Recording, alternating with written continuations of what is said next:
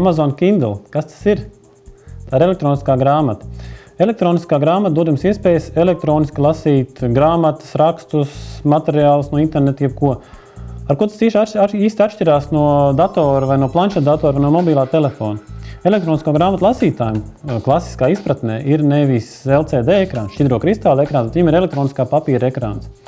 Tā ir samērā dārga tehnoloģija, kas šīs ierīces padara daudzuprāt neadekvāti dārgas, bet te ir būtisks pluss. Šīs ierīces ekrāns neizstaro gaismu. Tātad to lasīt ir tikpat viegli, kā lasīt grāmatu, un tas nav kaitīgi acīm, nav nekādas slodzes acīm, jūs varat lasīt stundām ilgi un nejutīsiet atšķirību no lasīšanas no papīra. Plus elektroniskais papīrs, rādot bildi, viņš nepatērē elektrību, un šīs ierīces darbības laiks ar vienu akumulātoru uzlādi var sasniegt mēnesi un pat vairāk, atkarībā no tā, cik bieži jūs pāršķirat lapus. Jo elektrība tiek tērēta tikai tad, kad jūs pāršķirat lapus. Kā mēs zinām, ir pasaulē tāds internetu grāmatveikals Amazon, kuri pārdod ļoti daudz grāmatas, un viņi ir ķērušies pēdējos gados arī pie elektroniskajām grāmatām, un lai elektroniskās grāmatas labāk tiktu pārdotas, viņi dotē šos te elektronisko grāmatu lasītājus. Viņi nosaukt par Kindle, šis ir Amazon izplatīts produkts, un viņš principā tiek pārdots, kā runā zem savas pašizmaksas.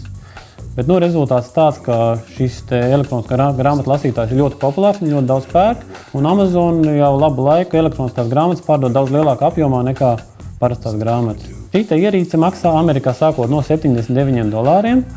Par $79 jūs varat dabūt lasītāju, kurš brīvajā laikā rāda reklāmas. Respektīvi, jūs to nelietojat, jums ekrānā rādās kaut kāda reklāma, jūs tur reklamē, nezinu, tur kleitas vai grāmatas vai vēl kaut ko, no Amazon pārdod. Un otrā vieta, kur rāda reklāmas, tas ir zem izvēlēm, bet, ja jūs esat pieraduši pie tā, ka internetā rāda visās malās reklāmas, tad jums šis arī netraucēs. Jo atverot vaļā grāmatu vai rakstu, tās reklāmas nekur nerādās, jūs varat šo lasītāju lietot kā jebkuru citu elektronisko grāmatu lasītāju. Bet bēda tāda, ka šie speciāli piedāvājumi, tās reklāmas, ko tur rāda, attiecās uz Amerikas iedzīvotājiem, un tāpēc Amazon šo te ierīci neizplata ārpus ASV.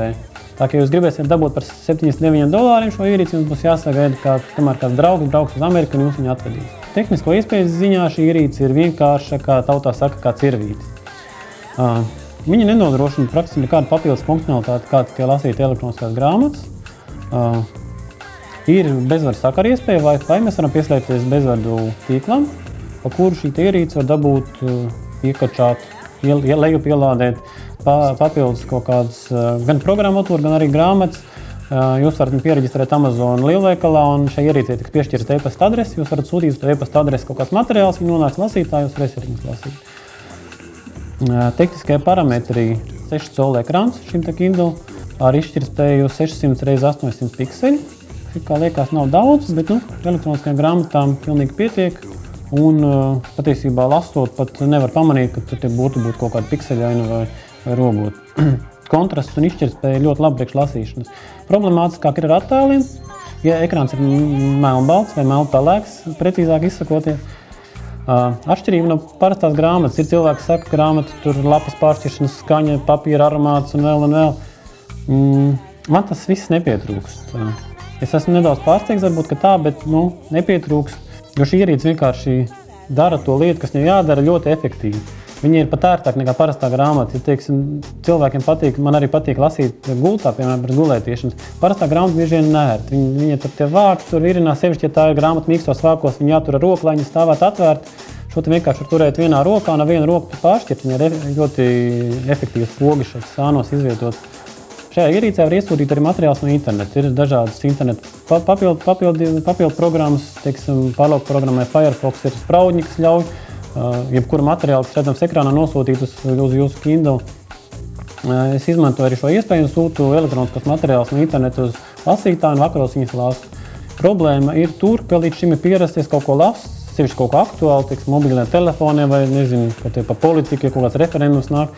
Un bieži vien man gribas izlasītajā materiālā padalīties kādu citātu vai, teiksim, linku uz lapu, izvietot Twitterī.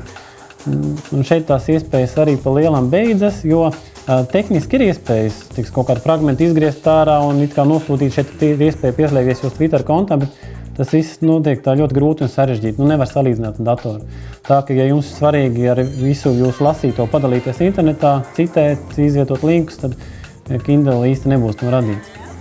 Bet to var uztvert arī kā plusu, jo, ja mēs lasām datorā, mums blakus ir sociāli tīkli, Twitter, Facebook, draugi, visu laiku kaut kas notiek, midžinās, kāds jums kaut ko raksta, tas viss patiesībā novērš uzmanību un traucē lasīt. Kindle, pat cik viņš vienkārši, pat cik tās iespējas internetam piekļūt ir sarežģītas un šeit nelec ārā nekādu paziņojumu, ka jums kāds kaut ko Skype'ā raksta, tad iespējas koncentrēties lasīšanai ir daudz lielākas. Patiesībā ar Kindle jūs varat izlasīt daudz vairāk un uzzināt daudz vairāk un kļūt arī gudrāk.